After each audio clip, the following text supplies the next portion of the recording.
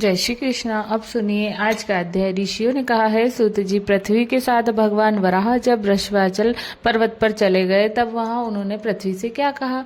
महामती, वे सब प्रश्न हम सुनना चाहते हैं। श्री सूत जी बोले, मुनियों, आप सब लोग पूर्व काल की पूर्णिमा कथा सुनिए। पहले रविश्वत मनमंत्र के परम पवित्र सतयुग में वराह रूपीधारी पृथ्वीपति देवेश्वर पति विष्णु नारायण की तरह निवास करते थे। उस समय पृथ्वी देवी अपनी सखियों के साथ उनकी सेवा में उपस्थित हुई और उनके चरणों में प्रणाम करके उन्होंने भगवान के सामने यह प्रश्न किया, हे देवेश, आप किस मंत्र से आराधना करने पर प्रसन्न होंगे? जो मंत्र आपको सदैव ही प्रिय है और नियम पूर्वक रहने वाले मनुष्यों को आपके परम धाम की प्राप्ति करवा देता है, कृपया उसका उद्देश्य मुझे दीजिए। भूदेवी के इस प्रकार प्रश्न करने पर भगवान वराह ने प्रेम से मुस्कुराते हुए कहा, देवी सुनो, यह परम गोपनीय मंत्र है। इसे कभी भी अनाधिकारी के सामने नहीं बताना चाहिए। जो सेवा करने वाला भक्त तथा मन और इंद्रियों को वश में रखने वाला है, केवल उसी को इस मंत्र का उपदेश करना चाहिए। यह मंत्र इस प्रकार है, ओम नमः श्री वराय धरण्युद्धरणाय स्वाहा। मोक्ष पुरुषों का इस मंत्र का सदैव ही जप करना चाहिए। भूदेवी, यह मंत्र सभी सिद्धियों को बदलने वाला है। इस मंत्र के संरक्षण ऋषि और मैं ही देवता कहा गया हूँ। इसका छंद पंक्ति है, श्री बीज है। सदगुरु से इस मंत्र की दीक्षा लेकर 4 लाख जप करना चाहिए और घी तथा शहद मिलाए हुए खीर से हवन करना चाहिए। अब मैं अपने स्वरूप का ध्यान बतला रहा हूँ, जो अंतःकरण को शुद्ध करने वाला है। हे समुद्र वंशनीय, मेरे अंगों की कांति शुद्ध स्मृति गिरी के समान श्वेत है। खिले हुए लाल कमल दलों के समान श्वेत है। वराह के समान मुख्य स्वरूप सामने और 4 भुजाएं हैं। मस्तक पर ग्रीट शोभा पाते हैं। वृक्ष स्थल में श्री वस का स्थल है, चिन्ह है। हाथों में चक्र शंख अभयदायिनी कमल सुशोभित है और 22 आंख पर तुम बैठी हो।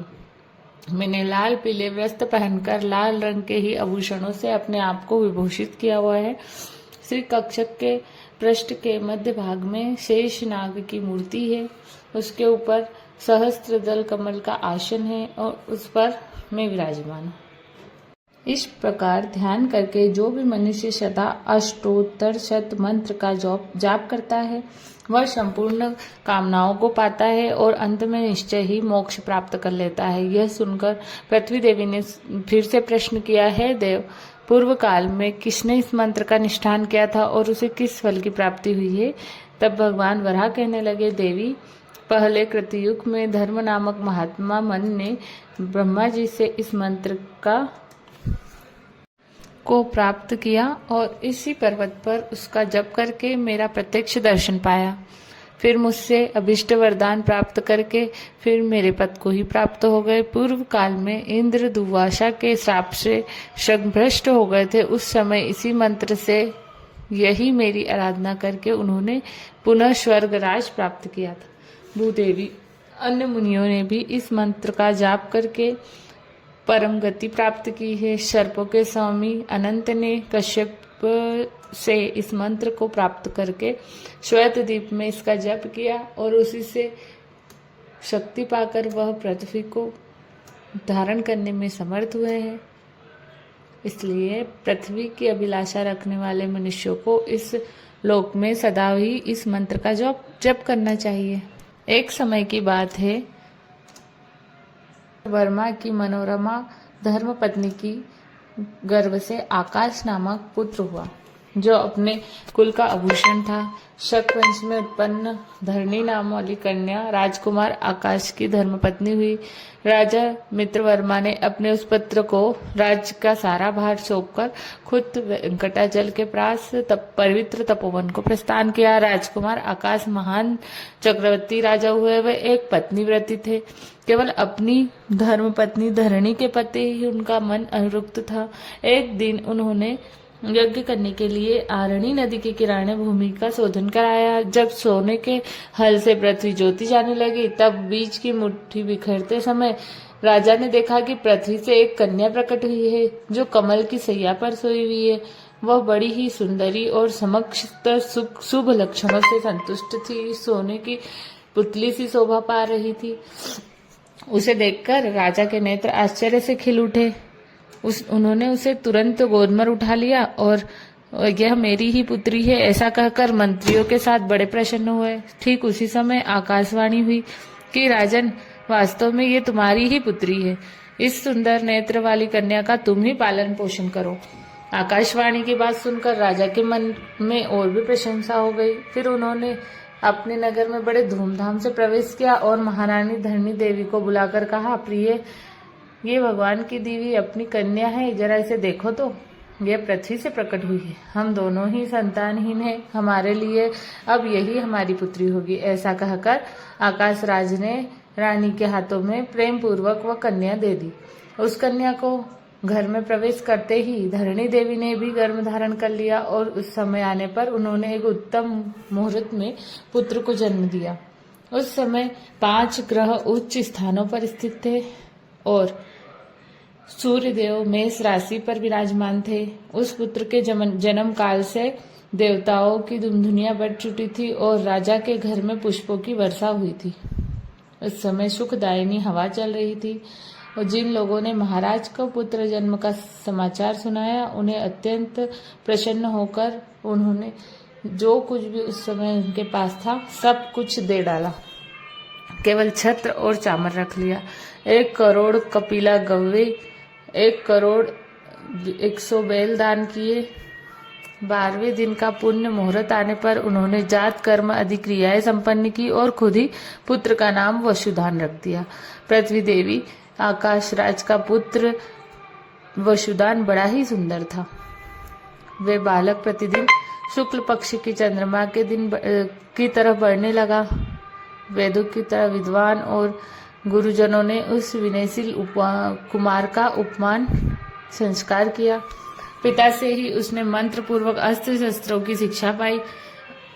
अंग और उपांगों सहित धनुर्वेद के 4 पदों का अध्ययन किया। पृथ्वी देवी ने फिर पूछा, भगवान, आपने आकाशराज के पुत्र का नाम बताया, अब यह बताने की कृपा भी करें कि उनकी अयोनिजा कन्या का नाम उस समय क्या रखा गया था। तब भगवान वराह मुस्कुराकर कहने लगे, देवी बुद्धिमान आकाशराज ने उस कन्या का नाम पद्मिनी अर्थात पद्मावती रखा। धीरे धीरे वह कन्या युवावस्था को प्राप्त हुई। एक दिन पद्मिनी सुख और कोयलों की कलवर से व्याप्त अपने सखियों के साथ उपवन में घूम रही थी। उसी समय मुनि श्रेष्ठ नारद जी अचानक घूमते घूमते वहीं आ पहुंचे। उन्होंने वन की मूर्तिमती लक्ष्मी की तरह उस कन्या को देखकर कहा, बीरू, तुम कौन हो? किसकी कन्या हो? मुझे अपना हाथ तो दिखा। यह सुनकर पद्मिनी ने नारद जी से कहा, हे ब्राह्मण, मैं आकाशराज की पुत्री हूँ, मेरे लक्षण बताइए। नारद जी बोले, सुंदरी सुनो, तुम्हारा मस्तक गोलाकार और सम है, इसके ऊपर चिकने और लंबे बाल शोभा पा रहे हैं। तुम्हारा मुख मंद मुस्कान से सुशोभित है और तुम्हारे अधर बिंबाफल के समान लाल है। इस प्रकार तुम्हारा ये मुख भगवान विष्णु के ही योग्य है, ऐसा मेरी बुद्धि का निश्चय है। तुम शिव सागर से प्रकट हुई साक्षात लक्ष्मी जी के समान दिखाई देती हो। भगवान वराह कहते हैं। ऐसा कहकर नारद जी पद्मिनी और उनकी सखियों द्वारा सम्मानित होकर वहीं से अंतर ध्यान हो गए। इसके बाद सखियों ने पद्मिनी से कहा कि सखी, चलो वन में फूल लाने के लिए चलते हैं। ऐसा कहकर आकाशराज की कन्या के साथ वे सखियां वन में गई और फूलों को तोड़ती हुई इधर उधर घूमने लगी। फिर वे सब सखियां एक वनस्पति के नीचे जा बैठी। उसी समय उन्होंने चंद्रमा के समान श्वेत वर्ण वाले एक ऊंचे घोड़े को देखा। उसके ऊपर श्याम वर्ण का पुरुष सवार था, जिसकी आकृति और कांति कामदेव को भी लज्जित कर रही थी। उसकी विशाल नेत्र पद्म पत्राकार कानों के पास पहुंचे हुए थे।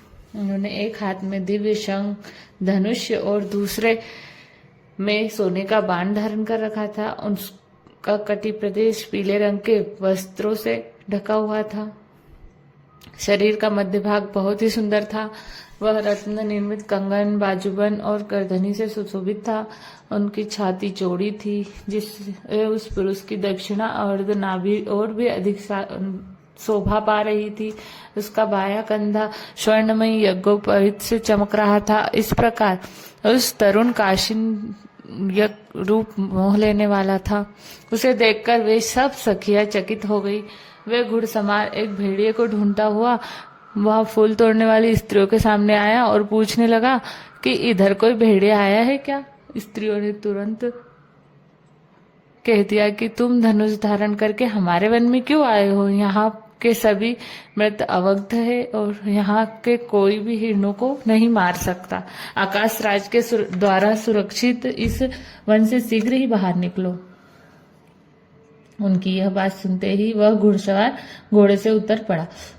उसने पूछा कि तुम सब लोग कौन हो और ये कमल के समान सुंदर रंग वाली ये कन्या कौन है? उसका यह प्रश्न सुनकर एक सखी ने उत्तर दिया, शूरवीर, यह हमारी स्वामिनी है। इनका नाम पद्मिनी है और ये आकाश राज की पुत्री है और ये पृथ्वी से उत्पन्न हुई है। सुंदर शरीर वाले है पुरुष, तुम भी अपना परिचय दो। तुम्हारा नाम क्या है और तुम्हारा निवास स्थान क्या है और तुम यहाँ किस लिए आए हो? सखियों के इस प्रकार पूछने पर उस पुरुष ने मंद मुस्कान वाले मुख से इस प्रकार कहा कि मेरे नाम अनंत है। तपस्वी लोग रंग रूप और नाम दोनों ही रूप से मुझे कृष्ण कहते हैं। मैं वो हूँ जिसकी धनुष की बराबरी करने वाला कोई भी धनुष देवताओं के पास भी नहीं है। लोग मुझे वेंकटाचल निवासी वीरपति कहते हैं और शिकार करने के लिए मैं इस वन में आया हूँ। इस वन की शोभा देखते हुए मेरी दृष्टि सुंदरी पर भी पड़ गई। क्या यह मुझे मिल सकती है? श्री कृष्ण की बात सुनकर ये सभी सखियां क्रोधित हो गई। तभी कृष्ण घोड़े पर चढ़कर शीघ्र ही वेंकटाचल पर चले गए। वहां अपने दिव्य निवास स्थान पर पहुंचकर वे घोड़े से उतर गए। कृष्ण के रूप में साक्षात श्री हरि थे। घोड़े से उतरकर उन्होंने रत्नमय मंडप में प्रवेश किया और मुक्तामय मंदिरों में जाकर फिर नूतन रत्न में सिंहासन पर विराजमान हुए और उसी विशाल नेत्रों वाली और मंद मुस्कान से सुशोभित मुख वाली पद्मावती का ध्यान करने लगे। इसके बाद मध्याह्न काल में भगवान के भोग लगाने योग्य दिव्य उत्तम और सुगंधित अन्न तैयार करके मुकुंदमालिका नाम की सखी भगवान को देखने के लिए बड़ी शीघ्रता पूर्वक गई और उनके चरणों में भक्ति भाव से प्रणाम करके उनके पास ही बैठ गई। उसने देखा श्री हरि नेत्र बंद किए हुए किसी को याद कर रहे हैं। तब उस सखी ने कहा, देव देवेश्वर उठिए, पुरुषोत्तम आपके लिए बहुत उत्तम वशल तैयार की गई है। माधव आप भोजन के लिए पधारिए। तभी श्री भगवान बोले, सखी प्राचीन काल की बात है। पवित्र त्रेता युग में जब मैंने रावण का वध किया था, उस समय वेदवती नाम वाली एक कन्या ने लक्ष्मी जी की सहायता की थी। लक्ष्मी राजा जनक के यहाँ पृथ्वी से उत्पन्न होकर सीता के रूप में निवास करती थी। फिर मुझसे विवाह होने पर जब वे मेरे साथ वन में गई, तब एक दिन पंचवटी में मारीज नामक राक्षस का वध करने के लिए मैं आश्रम से बाहर गया। मेरा छोटा भाई लक्ष्मण भी सीता जी के कहने से ही मेरे पीछे पीछे आ गया। इसके बाद राक्षस राज रावण सीता को हर कर ले जाने के लिए मेरे आश्रम के पास आया। उस समय मेरे अग्निहोत्र गृह में विद्यमान अग्निदेव ने रावण की ऐसी चेष्टा जानकर सीता जी को साथ लेकर पाताल में चले गए और अपनी पत्नी स्वाहा की देखरेख में सीता जी को छोड़कर लौट आए। पूर्व काल में कल्याणमयी वेदवती को एक बार उसी राक्षस ने स्पष्ट कर लिया था, जिससे दुखी होकर उसने जलती हुई अग्नि में अपनी शरीर को त्याग दिया। उस समय उसी वेदवती को रावण का संहार करने के उद्देश्य से अग्निदेव ने सीता के समान रूप वाली बना दिया और मेरी पर्णकुटी में सीता जी के स्थान पर उसे लाकर छोड़ दिया। रावण ने उसे का अपहरण करके लंका में ला बिठाया। इसके बाद रावण के मारे जाने पर अग्नि परीक्षा के समय उसी वेदवती ने अग्नि में प्रवेश किया। उस समय अग्निदेव ने स्वाहा के समीप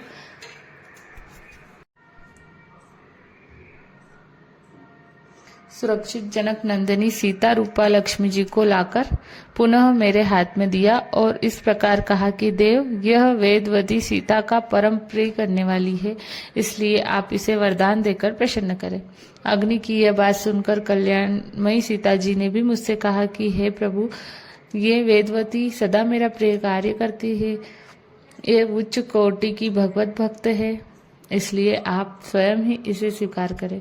तब मैंने कहा कि देवी, मैं कलयुग में तुम्हारे कहे अनुसार ही कार्य करूंगा, तब तक ये देवताओं से पूजित होकर ब्रह्मलोक में निवास करें।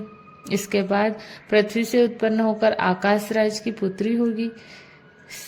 सखी, इस प्रकार मैंने और लक्ष्मी जी ने पूर्व काल में जिसे वरदान दिया था, वह सुंदरी इस समय नारायणपुर में पृथ्वी से प्रकट हुई है। वह लक्ष्मी के समान ही सद्गुणवती है, उसके नेत्र कमल के समान परम सुंदर है।